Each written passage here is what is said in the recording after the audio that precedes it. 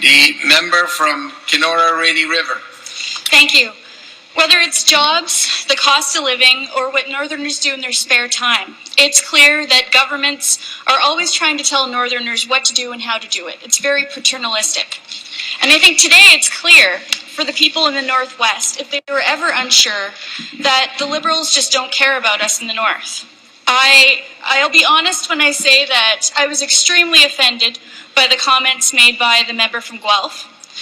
To let some of the Northern members go home early because their ridings are so far away. Well, I can tell you that nobody in Ontario has a larger riding than I do, at about 300,000 square kilometers, and I live the furthest away.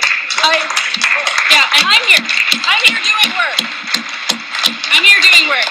I think it's sad and it's telling that the Liberal members would rather go home than stay here and engage and do some meaningful things for their constituents. So there's a few other things. I wanted to talk about hydro. Again, the lack of consultation about our hydroelectricity system has resulted in an unfair hydro system for people living in the North, where the people living in the North actually subsidize the cost for people living in the South. Despite having our own grid and producing electricity at about 2.5 cents a kilowatt hour, despite having colder and longer winters, and despite the fact that a person in Kenora pays about $50 more a month for electricity than they would if they lived a couple hundred kilometers away in Winnipeg.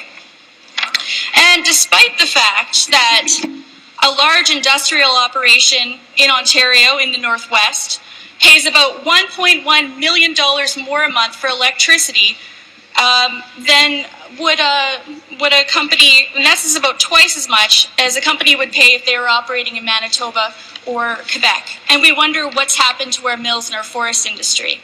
And it also begs the question, what will happen with the ridiculous and prohibitive electricity costs? What will they will do with our with the Ring of Fire? So I wanted to talk about a few other things, but all I want to leave you with is the fact that life in the North is different. We need people at the table who understand the North. We've seen what kind of solutions we get when we have people at the table making decisions that affect us, who don't understand our culture, values, or needs. And it's time that we put Northerners at the table too, and I'm proud to support this motion.